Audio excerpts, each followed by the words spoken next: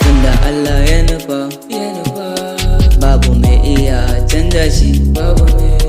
Aka ce zamani riga, lokaci yayi zana canja fa. Zamu canja tunda lokacin mu ne, kar ku yi mana sokaci, a bar mu ci lokaci, dan komai ai sai da lokaci. Allah ya bamu lokaci, dan haka zamu yi amfani da lokaci, tunda lokacin mu ne, kar ku yi mana sokaci. Ina da gayo na, su ne masu share kuka na, sannan ga mama a dama na, suka ce da ni yaro ta a hankali, inda dama ma ka ci da cokali. Lokacin ka ne, dan haka babu mai canja maka ra'ayi. Ni na san me nake gani, lokacin da nake fama na, ina kuka babu mai share hawaye na.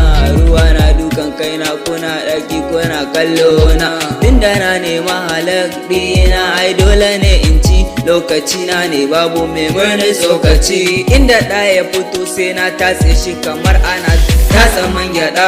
An ci kuɗinka an fi ka ƙarfi, to ya za ka yi ne, sai ka yi haƙuri ka bar wa rafa. Domin haka yake tsarin sa, ba oga babu yaro, kowa ya zama shege ni kai duniyan nan, sai ka dage aboki na, kai ma za ka zama oga.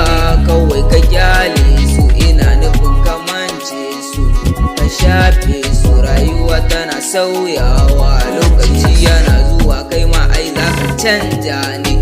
Isa bayan boshi ne sunana, da na damu da damuwa dan ba sa nema na, amma yanzu na kyale su, Allah ya so ni ma a yi da ni.